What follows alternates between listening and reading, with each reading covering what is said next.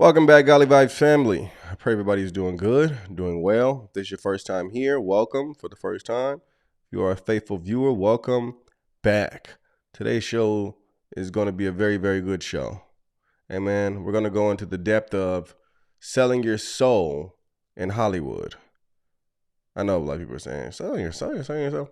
I know. We're going to get to that by the end of this video, but there are many different people who have come into a space where they believe they've sold their soul, right? And this video came because I seen Omar Gooding on a show called The Art of Dialogue, right? They do a lot of different interviews. And when he was on here, he got asked the question, do you believe people sell their soul in Hollywood? And he went to say, yeah. And then he went on talking about it. But I didn't necessarily watch the whole thing. I watched like a minute of it, and then I said, okay, I'm going to bring this to the show, and we're going to share it on the show. Omar Gooding is Cuban Gooding Jr.'s brother. By the way, Omar Gooding was in the movie Baby Boy. Some of you guys probably seen that. He played the gangster in Baby Boy. He was on the show Smart Guy. Some of you guys probably seen that. It's with the little brother from the sisters, Tia and Tamira. Taj Mari, his name is. He was in a couple of different things. Cuban Gooding Jr. is, he was in a lot of different things as well. I can't really name one. I think Boat Trip, Cuban Gooding Jr. is what you would consider an A-list actor, though. I just can't remember none of his movies are coming out. Radio. There we go. Okay.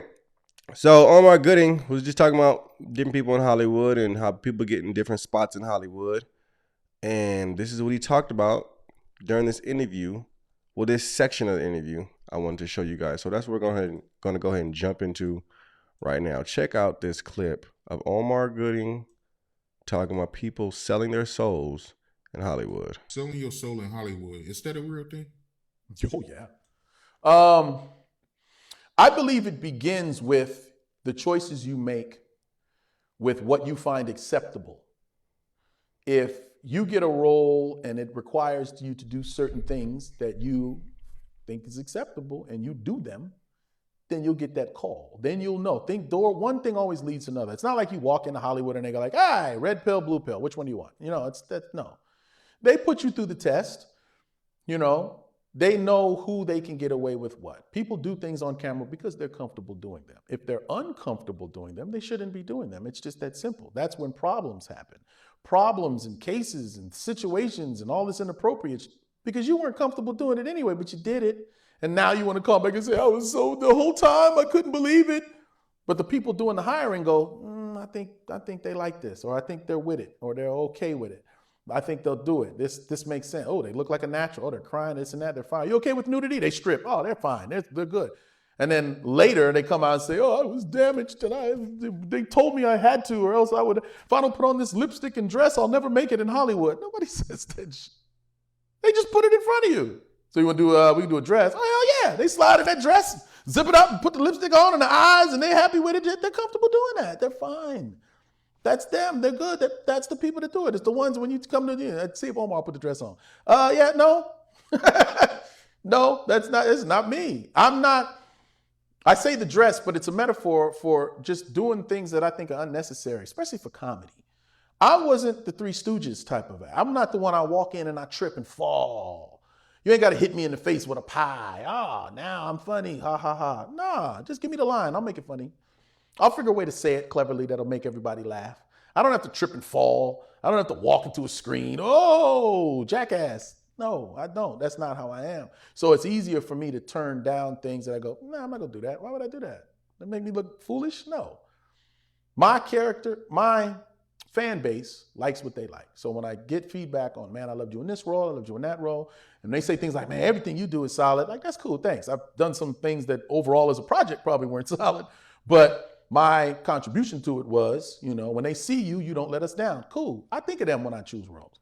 You know what I mean? I also think about what I'm comfortable with and what I would have to compromise or not, But I do believe, yes, it's a very real thing. It's very spiritual. There's some people don't believe in God, but do believe in the devil Well, where'd the devil come from? How do you believe in one and not the other? You don't believe evil exists? Will you say sing a prayer in a church and they're like, yeah, sure. All right, now we do this devil enchantment and da-da-da-da. No, I ain't doing that. I'm not playing with him. Yeah, yeah.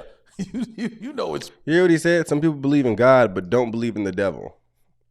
That is a trick from the devil, right? Because what they believe is Lucifer is God at that point. They believe Lucifer is God and Yahweh just doesn't exist. Fairy dust. That's a trick of the devil. Atheism is a trick of the devil. Religions, believe it or not, many religions were created by the devil, by demons. They whispered in somebody's ear, they acted like they were an angel, and they told them different doctrine that went against or contradicted the Holy Scriptures, created by a whole demon. And they just out there worshiping. Real. So why would he not say, yeah, well, you do all this, I'll give you all the desires of your heart, but I'm going to collect that later. And we see a lot of collections happening. We see the collections. And when it's happening, everybody, oh, I can't believe they did that to them. Well, they made that deal a long time ago, and he's here to collect. I think it's a very real thing. Just me being honest, so, and it all comes when you try to figure the right turn or the left turn to make or the right path or this and that. Just think about it. Sometimes what you just got to do is you look around the corner. It's the best way to figure out decision making. If I do this right now, I get this. But what's the worst thing that could happen from this? It's that. It's this. I put on a dress, some lipstick. Now I'm out. I'm in the party or I'm at a club. Someone go, there go that punk. You this and that, sissy. Watch yourself. That was just a move. No, it ain't. You like that Now I got to fight this man. We have to fight now. There's no other course of action. Because I put on that damn dress. Well, I'm not really like that, but I know that. No. That's part of it, yeah. That's enough right there to say, well, then I know my lane. I know what I can do. I'm not Tyler Perry. You're not comfortable in manhood. For one, that's not manhood. But let's not go there. What I'm just saying is, it's the choices you make. And then if you make this choice, that choice, Hollywood sees you've already made these choices. Well, then... You see how he slipped the Tyler Perry a little bit in there? I'm not Tyler Perry. You're not comfortable with manhood. Well, that's not manhood. Anyways, he's going in quick. He's doing these pop-ups, and you can see you either catch it or you don't catch it. Thing about Tyler Perry is, right, he's being sued for like $200 million from a guy that he tried to groom and mess with in his house and touch on in his bed. That's neither here nor there. 200 million? Like, come on, brother. You'd have been better off asking for 5 or 10. Like, I don't think that's gonna happen for you. But Tyler Perry has done some suspicious activity for sure. Different people have come up and say that Tyler Perry's gay on multiple occasions. At this point, it's like, okay, 1, 2, 3, 4. Wait a minute. I even showed you guys a clip of him dancing at the Beyonce concert. He wasn't just dancing; he was gay dancing. He flipped hair he didn't have. I said, oh no. That's it. That's all I had to see. He flipped. You ever seen somebody flip hair they didn't have? He flipped hair he didn't have. I said, oh no. Oh, wait a minute. Not TP. So we know that Madea may be an alter ego. Okay? He may like putting on them dresses. But then again, I find out that Tyler Perry was assaulted when he was a kid by multiple men. And knowing that broke my heart. Because listen, there's always something that came before somebody stepped into something that's outside of the nature of God. So his actions and things that he likes and his desires and his fetishes was stemmed from him being touched when he was a child. Pray for that man. That's when I got to the point where I'm like, oh man, I'm not even angry at Tyler. I want to pray for Tyler Perry. Sure, you have no problem with this. Now we'll give you all you want, and you keep packing our agenda. We know whatever we give you, you'll do. So here, we'll give him all the money he wants because we say, now you're doing this because this is the agenda we want to push. This is what we want to make black men look like. This is what we want the picture of. So here, you get your money. Now go do it. That's selling your soul. You don't have a soul. It means you don't have a say. You just do what they tell you to do. Somebody thought I would do that and sent me a script and said, I'm doing this and I'm doing that. And I said, no, I'm not. But they already paid me, so I give them what I want to give them. Here, this is what you get, some push-ups. Anything else? No, we got to find another way now. We got to find another way because he didn't do what was on the script. Put a camera in the dressing room before he leaves. Tell him take his shirt off real quick, put the change in my name. You know what I mean? That type of thing. But yes, I totally believe there's that. I've never been fortunately faced with okay, this is what it is. You know, I think people like Dave Chappelle have, and they said, look, this is what we doing now. This is what we doing. This is the money on the table. Your choice. And he said, nah, fuck that. You know what I mean? Kudos to him. He survived, came back even stronger. You know what I mean? I think everyone has that moment. You have to make that choice, that decision. It may be professionally, it may be while you pulled over by the cops. It may be out at a club somewhere. You know what I mean? But everyone gets that choice. We all hope, pray that we make the right one. And I saw you make a comment about how it's actually actors that's not living because they sold their soul. Yeah. It's tough, man. And when the collection happens, it happens. And I don't even think it's because it's that they not here. It's well, I mean, yeah. No, it is because they're not here. I ain't gonna backtrack what I said now. I mean, it's true. You make that wrong choice, and then if you don't play ball with what they want to do, you know, they'll take you out. That's the sad thing. You know, it's tough, man. Life is tough. If you overthink it, you go crazy. All the things that can go wrong right now to you right now could just your whole world up. So you don't think about it. You just make the best choices because it's, you know, you got to have fun in the control. You really got to control your environments now. There's cameras everywhere. There's phones everywhere. You may think it's funny. It may go viral in the wrong content. Now you're getting judged by the court of public opinion because you said some wild at a nightclub or, you know, XYZ good and bad things. You got to be careful how you engage strangers. They got people killing people off of internet beef. That's crazy to me. These people get brave behind the camera and then they want to take that shot. You got to be careful on so many different levels, man. But yeah, there's definitely a they, and there's factions and all the, you know, secret society and all that type of shit. There's a lot of closed door. There's a lot of them, you know. Cool thing now is there's so many different outlets and platforms that you can use. You're not just limited to, you know, this TV show or this network or this and that. There's so many different streaming and platforms and so on and so on. I don't think it's so much like, I got to do this. This is the only thing showing right now. Like, please, you have an option on your phone to watch 1 million different things right now. So, you know, hopefully we just learn to make better choices because it's all common sense and it all catches up. I think the examples that we've been seeing a lot lately in the news with all of these cameras and all of these abilities to track people let you know, don't do no stupid whether it's spiking a drink or taking a drink, whatever you're doing, hey, we're watching, and then all of a sudden everything will catch up to you. You personally, you don't have to say their name, but do you know an actor that died because they sold their soul? Sure. I mean, sure. The person I'm thinking of, it may have happened before we met so that, you know, when I just see him just kind of splash and go, it's like, oh, but then you see the real-time situations now and you're just like, damn, could they have been avoided? Maybe not. You know, when they feel like they're really in anguish and they're really going through real life, you're going, damn. That sucks, man. But what did you know? Shit, my brother. Shit, what happened to my brother, man? You know, You did him dirty. He found success. Yeah, and he found success. He reached the top, the mountaintop at the beginning of his career. He reached the mountaintop. It's like, now what? You know what I mean? When you're up there so early, you know, I don't envy that. Like, I wish I won an Oscar for Baby Boy. That'd have been awesome, right? But how would I have handled that? With a new body and I was already getting flirted with too much. An Oscar too? Oh, Nick be dead. Ain't no way I would have survived that. Ain't no way. God has a plan. He know. Take your time. Maybe I'll get it when I'm like Morgan Freeman. For now, you know, you look at the stories and the lessons and that have happened to the ones before us, and you hope to try to say, well, let me do better than that.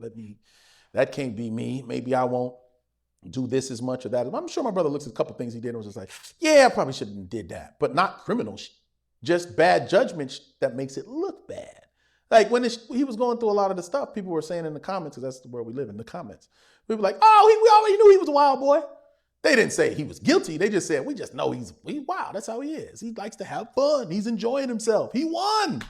Once you win, you're like, I won. It's party time. You know, and then when other little problems come up later, you're like, I probably could have handled that better, but I was young. Or the reputation that was around me weren't people that I knew. He's fired more agents than I have. He's had different people handling this and that and third aspects of his life. You know, I think he's solid now with the people he has around him. You know, he had to learn the hard way. But again, I hate speaking about somebody else that I'm not in their skin, so I don't know. But just from the outside looking in, I can learn from the lessons. And a lot of those are, you know, whatever happens, this legal stuff here, but you still have people making those decisions, and the people are looking at you and going, oh, yeah, but you did this. So why would that happen? One thing definitely leads to another all the time. Consequences. Now, he was talking about Cuba Gooding Jr. This is Cuba Gooding Jr. This is his brother. Many of you probably didn't know who he was when I just said the name, but seeing the face, many of you know who this is. Okay? He definitely reached the top of his career. Then a lot of different things happened with him, where he was getting caught up in a lot of different situations. Okay, and it wasn't looking good. It wasn't looking good at all. So Omar Gooding was pretty much talking about people losing their soul, right? Believing that they're selling their soul, but their soul getting blemished, which takes us to the verse, Mark 8:36. What does it profit a man to gain the whole world, yet forfeit his soul? Give his soul away, lose his soul. Now, what does this verse actually mean? It doesn't mean like you just go into an office and the devil's right there sitting on a couch and you tell yourself, let me go and sign this contract because it's right in front of me. You get some pen from hell and just sign on the dotted line. No, ladies and gentlemen, that's not how it works. It's not how it works. Okay? And if you believe that, then the enemy has tricked you into believing this. But that's not how it works. People get to a point where they do so much evil and wickedness and their soul gets so dark that they now stepped into a place of possession and they lost their soul. And you can lose your soul in different ways, right? The way he's talking about is doing things that is outside of your character. Listen, there's different guys who are in the music industry right now who are famous, who have allowed another man to penetrate them, okay, on camera, so that they can get where they're at. They've lost themselves. Many different people commit suicide, or you think they committed suicide, but really a collection was happening. They've stepped into a place where they're gone. They're gone. And you got different people who admit it too. You got Bob Dylan, who's, I believe, is still alive, like 84 years old. He believes that he sold his soul. He talks about it. Katy Perry talked about selling her soul. I sold my soul to the devil. The gospel stuff wasn't working out. Katy Perry was a gospel singer. I don't know if you guys, Katy Perry was a gospel singer who sold her soul to the devil. There's different people who were gospel singers and then became famous. Adrienne Bailon was a gospel singer. Then she left and joined 3OW and got famous. Katy Perry, a gospel singer. Then she left and Katy Perry left and her first big song was I Kissed a Girl and I Liked It. So now she's a puppet for the enemy. That type of stuff wasn't big when Katy Perry came out with it. It got big. It got big where people was like, oh man, let's do this. As far as girls with girls, right? But you put it in the public eye. You make it seem like it's okay. You normalize it. That's what they do. They normalize evil activity so that people can believe it's the thing to do. That's how they trick you.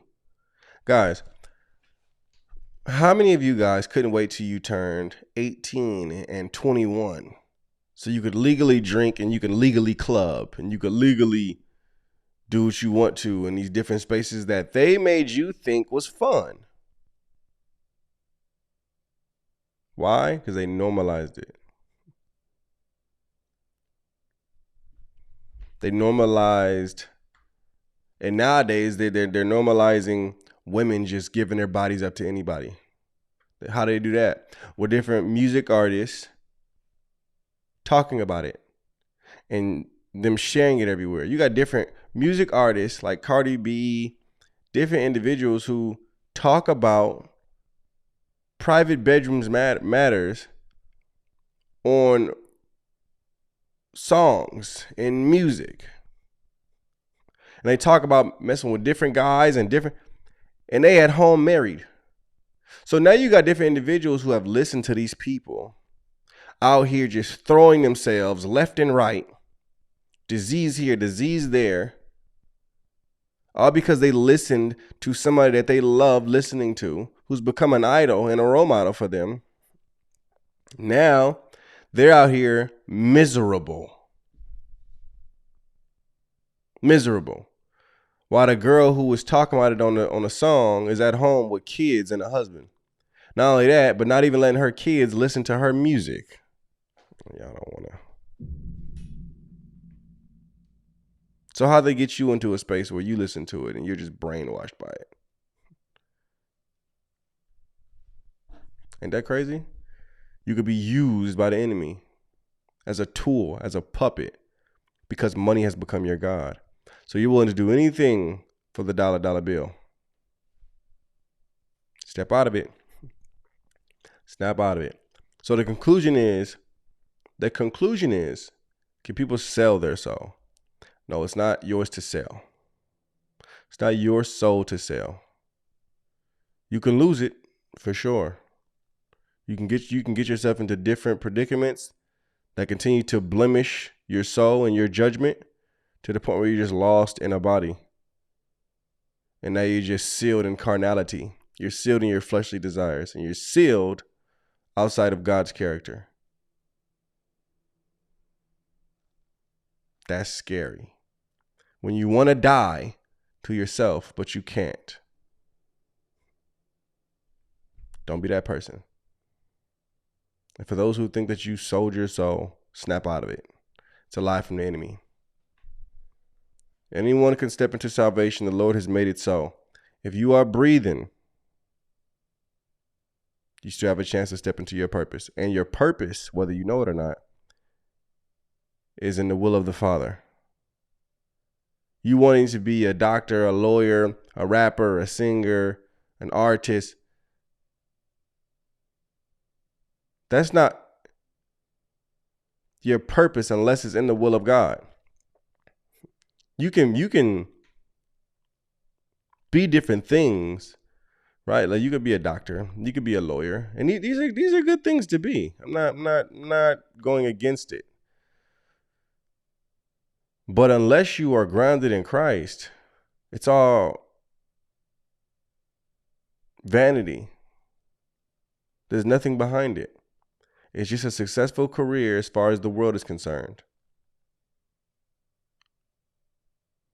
Everything must be and should be grounded in Christ. Because at the end of the day, everything is vanity, except when you leave this world and you come face to face with the almighty living God. Amen? All those in agreement, put amen in the comments. Love you guys. God bless. Shalom.